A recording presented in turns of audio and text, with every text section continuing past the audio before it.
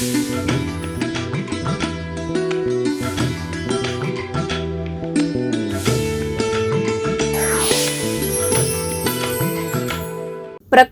సేంద్రియ విధానంలో పంటల సాగు, సహజ ఆహార ఉత్పత్తి, పంటల ప్రాసెసింగ్, మార్కెటింగ్పై సంపూర్ణ అవగాహన కల్పించడం ద్వారా రైతుల ఆదాయాన్ని రెట్టింపు చేయాలన్నదే రైతు నేస్తం ఫౌండేషన్ సంకల్పం.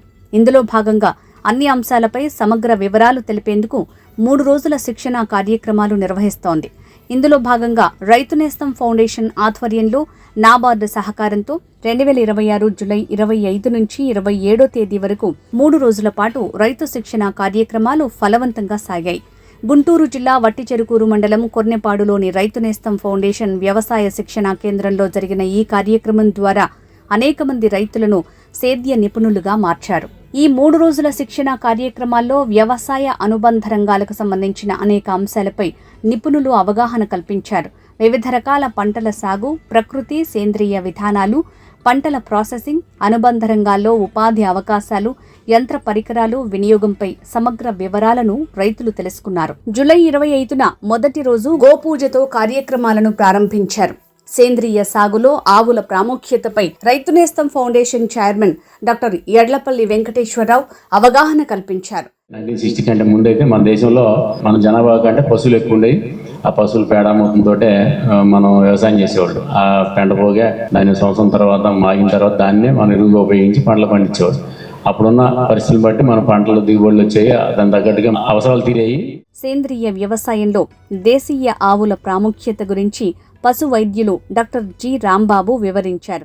సో ఇవన్నీ మన దేశీ ఆవులు, ఇవి విదేశీ ఆవులు. ఇది గిర్రావు అంటారు, ఇది మూపురము, గంగడోలు, సో పొదుగు, ఎవ్రీథింగ్ డిఫరెంట్గా ఉంటుందన్న. మడి కానీ తోక కానీ మీరు ఏం తీసుకున్నా డిఫరెంటే. మీరు మన ఆవుని తీసుకుపోయి హిమాలయాల్లో పెట్టినా కానీ సర్వైవ్ అవుతుంది.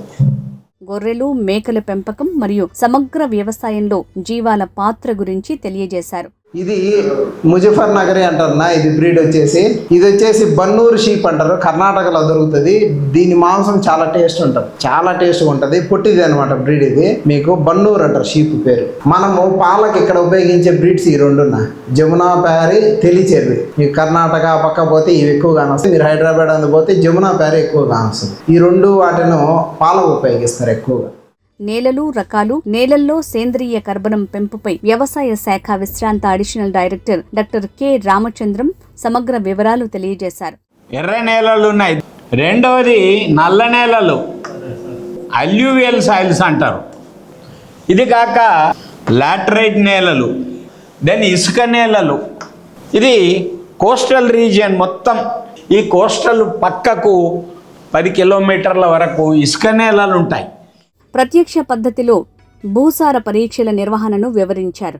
1 ఎకరం భూమిలో 4-5 చోట్లల్లా వి ఆకారం గుంత తీసి ఆ సైడ్లో నుంచి వచ్చేటువంటి మట్టిని 5 ప్లేస్లలో నుంచి తీసుకొని మట్టి అంతా కలిపి దాన్ని 4 భాగాలుగా విభజించి ఆపోజిట్ 2 భాగాలను తీసేసి మిగతా 2 భాగాలను కలపాలి. అలా క్వార్టరింగ్ చేస్తూ కేజీ మట్టి మిగిలేలాగా చేయాలి. చేసిన తర్వాత దాన్ని ఒక క్లాత్ బ్యాగ్ లో కట్టి మన భూమి వివరాలు, మన పేరు, మన సర్వే నంబరు రాస్తూ అనంతరం క్షేత్ర సందర్శనలో భాగంగా వర్మీ కంపోస్ట్, ఘన జీవామృతం, గోశాల, కట్టెగానుగ నూనె, చాఫ్ కట్టర్ యూనిట్లను రైతులు సందర్శించారు. ఆయా యూనిట్ల నిర్వహణ తీరును ఫౌండేషన్ ప్రతినిధులు రైతులకు వివరించారు.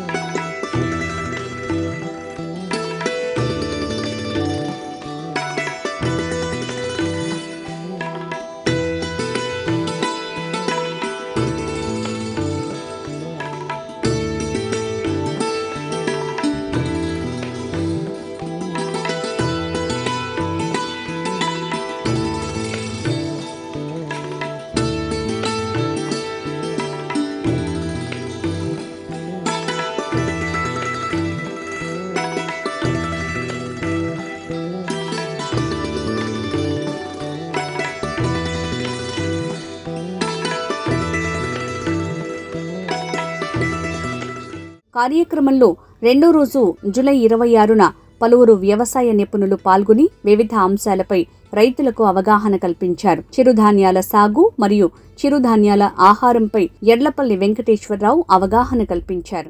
ఒక ఎకరం వేసి ఒక 5-6 గంటలో 10 గంటలో మనకు మిల్లెట్స్ వస్తే దాని నుంచి మనం ఉపత్తులు చేసుకోవచ్చు. అంటే మనకి చక్రాలు కానీ లడ్లు కానీ అన్నీ కూడా చేసుకోవడం కదా, బిస్కెట్లు చేసుకోవచ్చు. ఇప్పుడు మీరు ఏదైతే వరి పిండితోటో లేదా వేరే పిండిలతో ఎట్లయితే మీరు పిండి వంటలు చేస్తారో అన్నీ కూడా ఈ మిల్లెట్స్తో చేసుకోవచ్చు. అందువల్ల ఏంటంటే మనం కొంతైనా అంటే మనకి అదనపు ఆదాయ వనరులు ఏమైతే ఉన్నాయో వాటి మీద కొంత దృష్టి మిల్లిస్తే కనుక కొంత ఆదాయం పెంచుకోవడానికి అవకాశం ఉంది. అందువల్ల మీరు మిల్లెట్స్ పండించండి. ప్రకృతి సేంద్రియ విధానంలో కూరగాయల సాగుపై ప్రకృతి రైతు మీసాల రామకృష్ణ సమగ్ర వివరాలు తెలియజేశారు. చుక్కకూరని అది విత్తనాలు కూడా ఇవి పూతలాగా ఉంటాయి కాబట్టి దానికి చుక్కపోత అంటారు, చుక్కకూర అంటారు. మనం విత్తనాలు చల్లుకునేటప్పుడు చేయాల్సిన 2 పద్ధతులు ఏంటంటే, ఒకటి నీళ్ళల్లో నానబెట్టడం, లేదనుకుంటే ఇంకా అవకాశం ఉందనుకుంటే మనకు అదే పొలంలో మట్టి తీసుకొని కొంచెం ఆ మట్టి ఆ నీళ్ళ మీద జల్లి పిసికినట్టయితే ఏమవుతుందంటే మట్టి అతుక్కొని ఆ విత్తనం అనేది తేలికుండా ఒక చోటే పడి ఉంటుంది. మూడోది ఏంటంటే పేడ కానీ దాంట్లో పిసికి కానీ మనం విత్తనాలు చల్లుకున్నట్టయితే కూడా మనకి ఆ పూత అనేది ఒక చోటే ఉంటుంది. సహజ విధానంలో వరి సాగు విధానాలను ప్రకృతి రైతు శివనాగ మల్లేశ్వరరావు వివరించారు. నారు పోసేటప్పటికి పిఎండిఎస్ చేసి దమ్ము తొక్కి నారు పోసుకుంటాం. ఈ నారు పోసుకునేటప్పుడు మీ ఇష్టం, మీరు ఏ వెరైటీ అన్నా తీసుకోండి. 100 లీటర్ల నీళ్ళకి 20 లీటర్ల బీజామృతం కలపండి. ఇంకా ఆ నీళ్ళల్లో వడ్లు 12 గంటల నుంచి 24 గంటలు నానబెట్టుకోండి. తర్వాత తీసి మొక్క కట్టుకొని మనం నారుమళ్ళు వేస్తాం.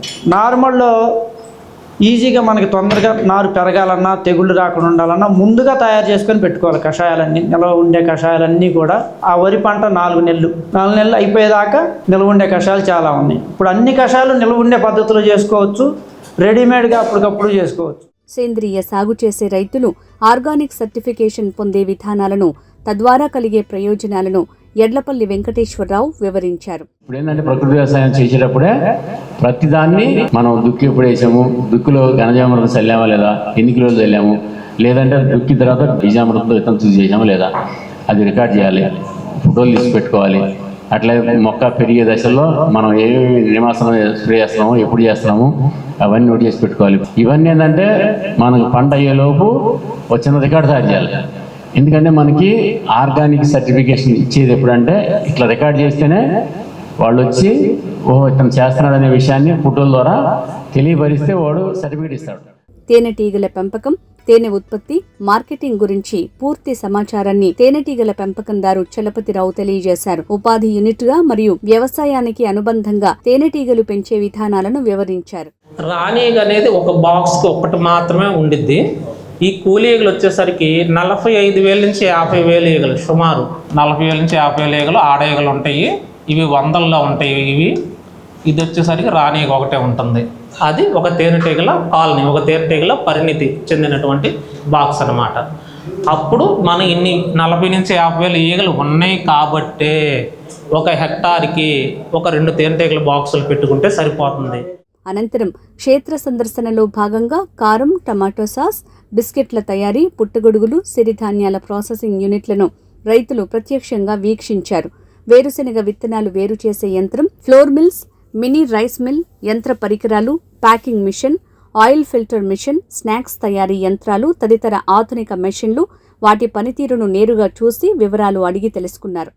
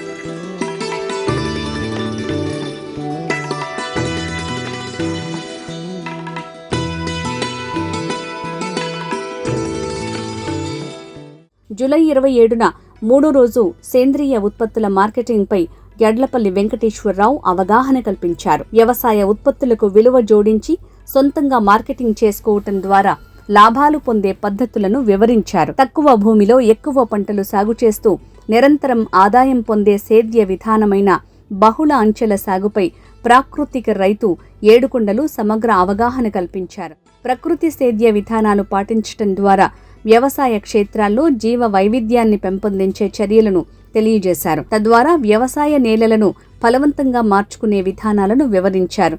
ఈ మల్టీ లేయర్ అని ఎందుకన్నామంటే ఇప్పుడు మల్టీ స్టర్డ్ బిల్డింగ్లో ఎలా గ్రౌండ్లో ఒకళ్ళు ఉంటారు, మధ్యలో ఇట్లా ఉంటారు కదా, సేమ్ మనం మన సాయిల్ని అబ్జర్వ్ చేసినప్పుడు మనకు కూడా బిలో గ్రౌండ్ భూమి లోపల కొన్ని పంటలు పండుతాయి. అవి జింజర్, టర్మరిక్, పసుపు, అల్లం. అలాగే గ్రౌండ్ లెవెల్ భూమి పైన అన్ని ఆకుకూరలు, మెంతులు, పాలకూర, చుక్కకూర అన్నీ కూడా భూమి పైన. తర్వాత మిడ్ లెవెల్ కొంచెం పైన ఒక కర్ర సహాయంతో పాకుతాయి కదా, క్రీపర్స్. వ్యవసాయ అనుబంధ రంగంలో స్వయం ఉపాధి యూనిట్గా పుట్టగొడుగుల పెంపకాన్ని చేపట్టేందుకు కావలసిన నైపుణ్యాలు, సమగ్ర సమాచారాన్ని పుట్టగొడుగుల పెంపకందారు శ్రీమతి జ్యోతి వివరించారు. పుట్టగొడుగు అంత ఇమ్యూనిటీని ఇచ్చే ప్రోడక్ట్ అండి. పెయిన్ కిల్లర్ రెగ్యులర్గా వేసుకునే వాళ్ళు, అంటే ఒళ్ళు నొప్పులతో బాధపడే వాళ్ళు వారంలో 2 రోజులు ఫుడ్లో ఈ కూర ఏదోలా కలుపుకొని తినడం వల్ల, ఏదో chapati or rice whatever తినడం వల్ల పెయిన్ కిల్లర్ వేసుకునే టైం మర్చిపోతారండి. ఉన్నా కొందికి ఈ టైం ట్యాబ్లెట్ వేసుకోకపోతే మోకాళ్ళ నొప్పులు వస్తాయి, తలనొప్పి వస్తుంది, మెడ నొప్పులు వస్తాయి, ఇవి మర్చిపోతారు. అంటే అంత కాల్షియం రిచ్ ఉంటుందండి, అంత ఇమ్యూనిటీని జనరేట్ చేస్తుంది మన బాడీలో. ప్రకృతి వ్యవసాయంలో జామ, బొప్పాయి సాగు విధానాలను, సాగు యాజమాన్య చర్యలను ప్రకృతి రైతు శబరి తెలియజేశారు. ఇగోండి, ఇప్పుడు ఈ చివరాకు ఆ చివరాకు కనిపిస్తుంది కదా, అదేం ప్రాబ్లం? Magnesium problem. అంటే ఒక చెట్టు దగ్గరికి మనం వెళ్ళినప్పుడు ఏంటంటే చెట్టు ఒక్కొక్క ఆకు ఒక్కొక్క రకమైన సింబల్ ఇస్తుంది. అది వచ్చేసరికి మెగ్నీషియం ప్రాబ్లం. మరి మెగ్నీషియం ప్రాబ్లం అంటే ఏమి ఇవ్వాలి? ఎందుకు వచ్చింది మెగ్నీషియం ప్రాబ్లం? నా వేర్ల దగ్గర నీళ్ళు ఎక్కువగా ఉన్నది, తేమ, దాన్ని తీసేయండి అని చెప్పి చెప్తుంది సార్. నీటి నాణ్యత, సంరక్షణ, యాజమాన్యం, తాగునీరు విషయంలో తీసుకోవాల్సిన జాగ్రత్తలను నిపుణులు పి కిషోర్ బాబు వివరించారు. మనం తాగే నీటిలో టీడీఎస్ 150 నుంచి 250 ఉంటే బెస్ట్, వెరీ గుడ్. ఐరన్ ఎంత ఉండాలి? 1 to 1.5. అలాగే ఫ్లోరిన్ 1 లోపు ఉండాలి. అలాగే హార్డ్నెస్ 300 నుంచి 600. ఇలా ప్రతి దానికి ఒక పారామీటర్ ఒకటి ఉంది. అలాగే pH 7 ఉండాలి. మొత్తంగా టోటల్గా టీడీఎస్ చూస్తే మన వాటర్ తాగే నీటిలో టీడీఎస్ 500 ఉండాలి, 500 లోపు. కానీ బెస్ట్గా ఉండాల్సింది 150 నుంచి 250 మధ్య. సేంద్రియ వ్యవసాయం ఆవశ్యకతను, తద్వారా రైతులకు కలిగే ప్రయోజనాలను బీజేపీ కిసాన్ మోర్చా ఆంధ్రప్రదేశ్ రాష్ట్ర అధ్యక్షులు చిగురుపాటి కుమారస్వామి వివరించారు. 3 రోజులుగా ప్రకృతి వ్యవసాయము, సేంద్రియ వ్యవసాయం చేయాలనే ఆలోచనతో ఇక్కడికి వచ్చి శిక్షణ పొందిన మీ అందరికీ కూడా హృదయపూర్వక నమస్సులు. నాకు ఒక ఆశ్చర్యం వేసింది, అంటే యువకులు కూడా ఉన్నారు ఇక్కడ. అంటే వ్యవసాయం అనేది కష్టంతో కూడుకున్న పని, ఈ కష్టం మన బిడ్డలు చేయకూడదనే ఆలోచనతో తన ఊరికే వ్యవసాయం చేయాలి, నా బిడ్డలు ఎక్కడో చోట ఏదో ఒక వ్యాపారం చేయాలి, ఉద్యోగం చేయాలనే ఆలోచనతో వ్యవసాయదారుడు వారి బిడ్డని వ్యవసాయం వైపు పట్ల. సేంద్రియ సాగును ప్రభుత్వాలు ప్రోత్సహిస్తున్న తీరుని బీజేపీ కిసాన్ మోర్చా ఆంధ్రప్రదేశ్ రాష్ట్ర ప్రధాన కార్యదర్శి వైవి సుబ్బారావు తెలియజేశారు. అందరికీ నమస్కారం.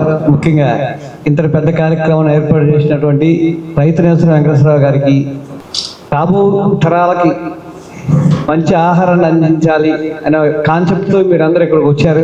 మీరు వెళ్ళిన తర్వాత కూడా దీన్ని ఆచరణలో పెట్టి ప్రకృతి సేద్యాన్ని పండించి మీరు మీ కుటుంబాలే కాకుండా ప్రజలందరికీ ఒక చక్కటి ఆహారాన్ని అందించి వాళ్ళందరినీ రోగాలు లేనటువంటి ప్రపంచంగా తీర్చిదిద్దాలని మీరు చేస్తున్న ఈ సంకల్పానికి ధన్యవాదాలు.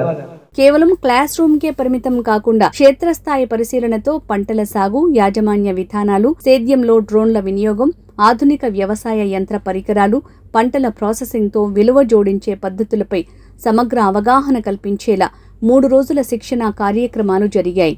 గోశాల నిర్వహణ, కట్టెగానుగతో నూనె తీసే ప్రక్రియ, వానపాముల ఎరువు, ఘనజీవామృతం తయారీ విధానాలను ప్రత్యక్షంగా చూపించడం జరిగింది.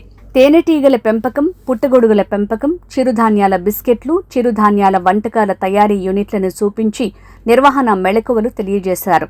పంట ఉత్పత్తులకు విలువ జోడించి అదనపు ఆదాయం అందుకునేందుకు ఆచరించాల్సిన మార్గాలను వివరించారు. రైతు నేస్తం ఫౌండేషన్ సాగు చేస్తోన్న వివిధ రకాల పంటలను ప్రత్యక్షంగా పరిశీలించిన రైతులు సాగు విధానాలను తెలుసుకున్నారు. మల్టీలేయర్ మోడల్ని పరిశీలించారు. రైతు నేస్తం ఫౌండేషన్ ఆధ్వర్యంలో ఏర్పాటు చేసిన వ్యవసాయ అనుబంధ రంగాల స్కిల్ డెవలప్మెంట్ కేంద్రాలను సందర్శించి పూర్తి వివరాలు తెలుసుకునేలా ట్రైనింగ్ ప్రోగ్రాం ఉందని రైతులు ఆనందం వ్యక్తం చేశారు. ఇక్కడ మొదట ఏమంటే గోవు నుంచి వచ్చేది ఆవు పేడతో ఎన్ని విధాలుగా ఎన్ని రకాలుగా ఉపయోగించుకోవచ్చు పంటకు అనేది ఒకటి. పచ్చిరొట్టె పైరు అనేది భూమిలో మనం ఏ విధంగా ఎరువు అంటే మన నత్రజని ఇవన్నీ కాకోకుండా ఆవు పేడ కాకోకుండా 5-6 రకాల ఆకులతో కూడా పంట పండియచ్చు అనే దానికి నేను చాలా ఆశ్చర్యపోయాను. నాకు చాలా సంతోషం అనిపించింది. ఇంకా చాలా విషయాలు, ఈ తేనెపట్టు అనేది, తేనెపట్టు ఏ విధంగా ఉంటుంది, ఎట్లా చేసుకోవాలో ఎట్లా అనే దానికి చాలా అనుభవపూర్వకంగా చూపించారు. ఇక్కడ మిషనరీ ఎట్లా పండించిన పంటను ఎట్లా ఏ విధంగా తీసుకోవాలా, ఎట్లా దాన్ని యూజ్ చేసుకోవాలా, ఎట్లా ప్రోడక్ట్ చేసుకోవాలా, రైతువే కాదు నువ్వు వ్యాపారివి అవుతావు, ఒక ఎంప్లాయీ అవుతావు అనే విధంగా కూడా చాలా సంతోషంగా ఉంది సార్. మాకు అంటే చదువు లేని వాడు కూడా పైకి రావచ్చు అనే దానికి నిదర్శనంగా మీరు చూపించారు. ఇక చాలామందికి కూడా చదువు లేని వాళ్ళు కూడా వచ్చే వాళ్ళు కూడా ఉన్నారు, వాళ్ళు కూడా ఇంప్రెస్ చేస్తారని ఆశిస్తున్నాను సార్.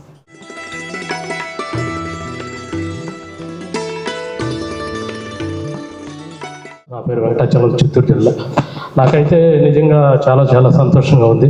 అసలు చిన్నపిల్లలు కూడా ఇటువంటి ట్రీట్మెంట్ చేయలేదు. ఒక్కొక్క నిమిషం కూడా నిజంగా సార్కు ఎట్లా కృతజ్ఞతలు చెప్పాలో కూడా నాకు తెలియడం లేదు. ఒక్కొక్క సబ్జెక్టు ఒక్కొక్క ఆనిమిత్యంలాగా మాకే కాదు మనలాంటి చాలా మంది రైతులకి అటు ప్రజలకు కూడా ఇది చాలా ఉపయోగకరంగా ఉంటుంది. కాబట్టి ఇటువంటి అవకాశం ఇచ్చినటువంటి సార్కి జన్మతః రుణపడి ఉంటాం. సంతోషం. Thank you sir.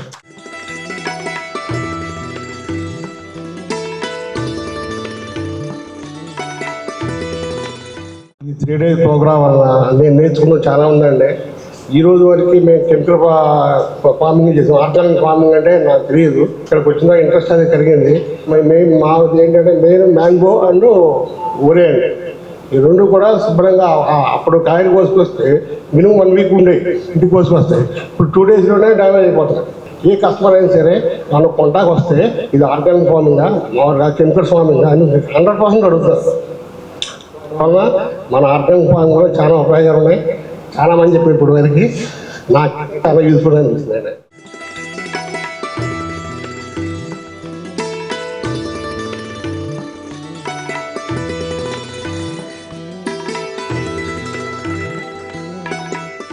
నమస్తే సార్, నా పేరు వినోద్ కుమార్.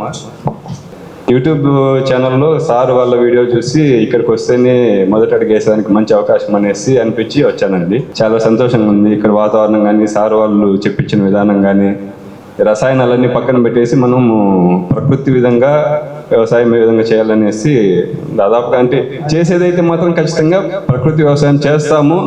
అదే నేను చేసి ప్రకృతి సేవ అని భావిస్తాను. ఎటువంటి కెమికల్ వాడను.